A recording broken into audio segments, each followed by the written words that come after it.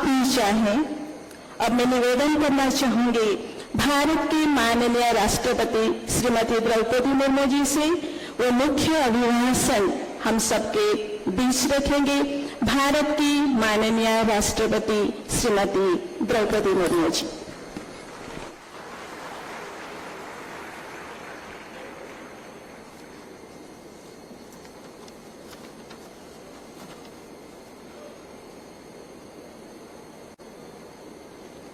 इस सुंदर समारोह में उपस्थित मध्य प्रदेश के राज्यपाल श्री मंगू भाई पटेल जी, केंद्रीय जनजातीय कार्य राज्य मंत्री श्री दुर्गादास उइके जी,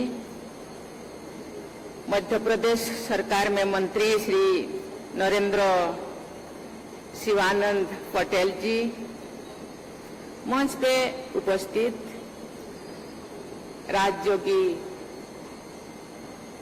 डॉक्टर लथमल जी, राज्योगिनी मंजू जी, राज्योगिनी बीके लीना जी, राज्योगिनी बीके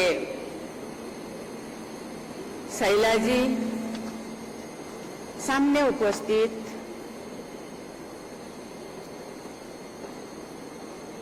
बीके के सभी भाइयों और बहनों और जिनके उद्देश्य से ये सम्मेलन आयोजित किया गया है, आदिवासी भाइयों बहनों, सभी को बहुत बहुत बधाई, शुभकामनाएं। नमस्कार। जनजातीय समुदाय के सशक्तिकरण के लक्ष्य पर केंद्रित इस महासम्मेलन में उपस्थित होकर मुझे अत्यंत प्रसन्नता हो रही है। मैं ब्रह्मा कुमारी संस्था को इस महत्वपूर्ण पहल के लिए हार्दिक बधाई देती हूँ। आपके संस्थान ने जो पहल की है उसका इस क्षेत्र के लिए ही नहीं, हमारे पूरा देश और संपूर्ण समाज के लिए विशेष महत्व है। मुझे पूरा विश्वास है कि इस महासम्मेलन में भविष्य के लिए ऐसे समग्र कार्य योजना बनेगी जो देश के जनजातीय समाज को राष्ट्रीय प्रगति के प्रमुख भागीदार के रूप में सशक्त करने में सहायक होगी। स्वामी विवेकानंद, महर्षि अरबिंदो सहित अनेक आधुनिक भारतीय ऋषियों, समाज सुधारकों ने कहा है कि भारत समूची विश्व को मानवीय और प्रकृति पोषक सर्वांगीण विकास की राह दिखा सकता है। इस दृष्टि से ब्रह्मा कुमारी संस्थान के प्रयास उपयोगी और प्रेरक रहा है। संस्थान में मातृशक्ति का केंद्र में रखकर अपने कार्यक्रमों और योजनाओं को आगे बढ़ाया है। इस कारण संस्था के विभिन्न संकल्पों में एक समग्र आंतरिक सूचिता है। ये सूचिता कार्य जगत में मानवीय गरिमा और प्रकृति के प्रति संवेदनशीलता के रूप में हमेशा विद्यमान रहती है। उपभोग की संस्कृति और संस्कृति पर आधारित आज की तेज भागती दुनिया में समाज के हर वर्गों की आध्यात्मिक सूचिता बहुत महत्वपूर्ण हो जाती है। इसी के बल पर दीर्घकालीन रूप से समतापरक आचरण पद्धति और प्राकृतिक संपदाओं के प्रति संवेदनशीलता जीवन शैली विकसित की जा रही है। आज के तनाव और युद्धों से त्रस्त विश्व में इसकी आवश्यकता अतीत के किसी भी कालखंड की तुलना में और अधिक हो गई है। इसीलिए इस सम्मेलन तथा ऐसे प्रयासों का महत्व और भी बढ़ जाती है। जनजातीय समुदाय की जीवन शैली सहज रूप से ही आध्यात्मों की मूलभूत प्रेरणाओं के निकट होती है। हम जनजाति को आदिवासी कहते हैं, कोई उनको वनवासी कहते हैं। ये आदिवासी है, आदिम आदिवासी, तो सृष्टि के आरंभ से ही ये धरा पे और रहते हैं, और उनके जीवन शैली ये केवल कोई आध्यात्मिकता ही भरा हुआ है, और सुख शांति आनंद प्रेम में जीना जानते हैं, हिंसा से दूर रहते हैं। हम जानते हैं ये आदिम काल में जैसे थे आज भी ऐसे ही है, जैसे कि गीली मिट्टी उसको जैसे बनाओ ऐसे बनते हैं, और प्रकृति के पूजा करते हैं, लेकिन केवल प्रकृति नहीं, पंचतत्व को पूजा करते हैं। ये धरती, ये आकाश, वायु, जल, सूर्य, चंद्र, इसको पूजा करते हैं। कोई कंस्ट्रक्शन बनाने के, कोई मंदिर, कोई पूजाशाला बनाते नहीं। वो कहते हैं कि ये धरती, आप सोचिए, हम सब सोचेंगे ये धरती नहीं होता तो हम रहते, ये वायु नहीं होता तो हम सांसें लेते, ये जल नहीं होता तो हम क्या शरीर निर्वाह के लिए जो जल चाहिए वो कभी नहीं होता। और धरती को क्षति पहुंचाते नहीं, और जल कभी दूषित नहीं करते। तालाबों में नहाते, नदियों में नहाते, नदी में कोई कूड़ा फेंकता नहीं, तालाबों को कोई अपरिष्कार नहीं करते। धरती को जरूरत के मुताबिक कभी चोट पहुंचाते तो उसके पहले उसको नमन करते हैं। पेड़ पौधा पूजा करते हैं, वो सही है। आज तो गैस आ गया है, लेकिन एक दिन था पेड़ से ही हम खाना बनाते थे, लेकिन सूखे पेड़ को चुनते हैं। किसी भी कारण कोई पेड़ को चोट पहुंचाते करने के लिए मजबूर हो जाते हैं तो उसके पहले उनको नमन करते हैं। सूर्य को पूजा करते हैं। आप सोचिए सूर्य नहीं होता तो क्या होता, पेड़ पौधा नहीं होता तो ये जितने हवा परमपिता परमात्मा ने धरती पे दिए हैं वो खत्म हो जाता। आज पेड़ पौधा है इसीलिए वो रोटेट होता है। आज समुद्र नदी है इसीलिए बारिश हो रहा है, लेकिन हम क्या कर रहे हैं? इसलिए इसी दृष्टि से ये आध्यात्मिकता से आदिवासी समाज भरपूर है। फुट फुट का उनके मन में आध्यात्मिकता भरी हुई है। पेड़ पौधा में और रहते हैं, क्योंकि कभी कभी किसी आदिवासी उनको उनके वंशज, पेड़ पौधों के वंशज कहते हैं। इसलिए लेकिन अभी का रहन सहन जिंदगी के साथ वो थोड़ा दूर है। उनको उसी के साथ शामिल, आधुनिकता के साथ शामिल करने के लिए हमको प्रयास करना चाहिए, क्योंकि हम इंक्लूसिविटी में या समता में हम विश्वास करते हैं। 2047 विकसित भारत बनाने के लिए हम सोचे हैं, क्योंकि 100 साल स्वाधीनता के 100 साल पूर्ति हो जाएगा 2047 में। पूर्वतन प्रधानमंत्री अटल बिहारी वाजपेयी कहते थे, ये देश एक जमीन का टुकड़ा नहीं है, जीता जागता राष्ट्र पुरुष है। राष्ट्र पुरुष का प्रत्येक अंग हिमालय से लेकर के कन्याकुमारी तक अक्षत होना चाहिए, क्षति नहीं होना चाहिए। ऐसे ही ये भारत में रहने वाले जनता, कोई भी समाज पीछे ना रह जाए, तो ना हम विकसित भारत कहेंगे, सामुग्रिक विकास कहेंगे। और आध्यात्मिकता से भरपूर है, मैं तो बार बार कहती हूँ, लेकिन कुछ चीजें मैं गीली मिट्टी भी उनके साथ भी तुलना की, कुछ चीजें कुछ लोग उसका सुजोग लेकर के डाइवर्ट करने के लिए प्रयास किए हैं, उनको पता नहीं चलता। इसीलिए ये जो समाज को आगे बढ़ाने के लिए ब्रह्मा कुमारी संस्थान उनके जीवन शैली में थोड़ा सा जान डालने के लिए, दृष्टिकोण बदलने के लिए जो प्रयास कर रहे हैं, इसीलिए संस्था को मैं बहुत बहुत धन्यवाद देना चाहती हूँ।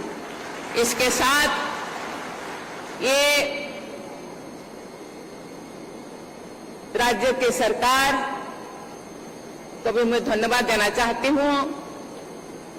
उनके लिए विशेष रूप से बहुत सारी योजनाएं बना रहे हैं, पढ़ाई से लेकर से हेल्थ के लेकर से हम लोगों का जो राज्यपाल महोदय, कल हम लोगों का प्रोग्राम है सिकल सेल एनीमिया, और ऐसे बीमारी है और जनरली आदिवासियों को होता है, उससे कैसे वो मुक्त हो जाए, इसीलिए भी प्रयास चल रहा है। शिक्षा, स्वास्थ्य, रहन सहन, खान पान। आप मैं जब आ रही थी उस टाइम में 4-5 स्टॉल मैंने देखा, जो आदिवासी भाई बहन ने खेती बहुत सुंदर करते हैं, प्राकृतिक खेती। विदेशी लोगों के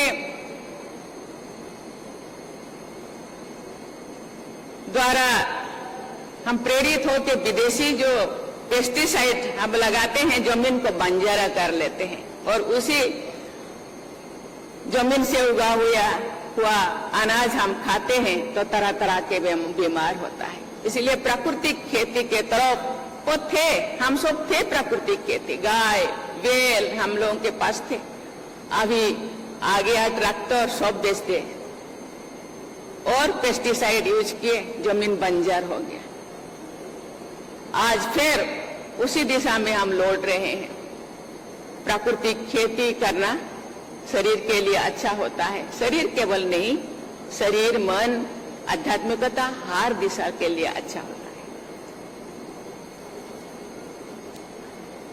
प्राकृतिक संप्रदायों से जुड़ा उनकी वो सोच शक्ति है जो सर्वमंगलकारी सोच और कार्यनीति को जीवन के हर आयाम में सामने लाती है आदिवासी समाज।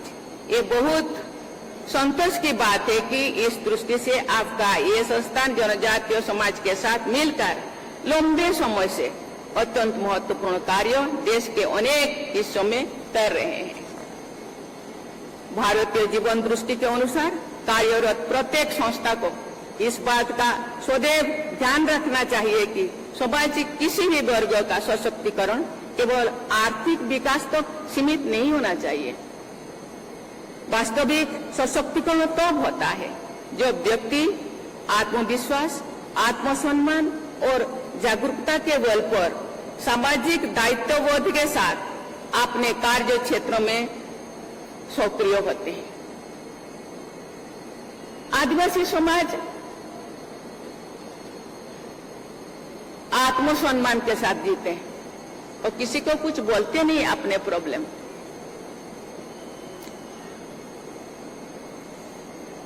200-300 साल ब्रिटिशों ने देश को जब शासन किए, अभी भी थोड़ा थोड़ा है,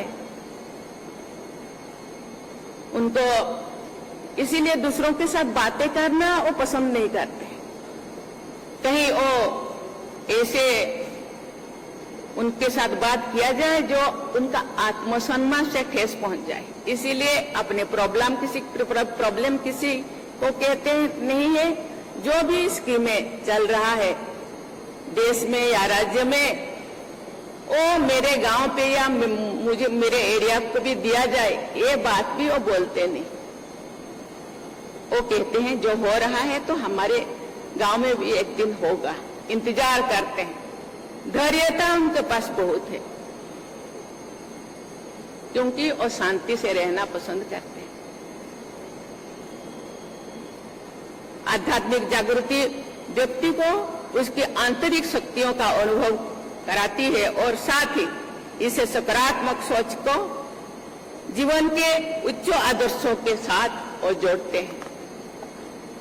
देवियों और स्वजनों, तेजी से बदलती दुनिया में आधुनिक तकनीक का महत्व लगातार बढ़ता जा रहा है। इसीलिए आज आवश्यकता के इस बात की है कि जनजातीय युवाओं को आधुनिक शिक्षा, कौशल विकास और डिजिटल सशक्तिकरण से जोड़े, साथ ही उनकी सांस्कृतिक पहचान और आध्यात्मिक विरासत को भी सुरक्षित रखे। विकास और संस्कृति दोनों का संतुलन ही एक सशक्त एवं समृद्ध समाज का आधार है। सार्थक विकास वो है जो हमारी जड़ों और जीवन मूल्यों से प्रसिद्धि ग्रहण करे तथा उन जड़ों को मजबूत भी बनाए। हम जब ऐसे समग्र दृष्टि से काम करेंगे तो भी समाज में समरसता और समता की प्रबल धारा प्रवाहित होगी, तो भी हम समावेशी विकास के नई प्रतिमान स्थापित कर सकेंगे। मुझे बताया गया है कि ब्रह्मा कुमारी संस्थान ने इस क्षेत्र में पिछले अनेक दशकों से अथक परिश्रम कर रहे हैं।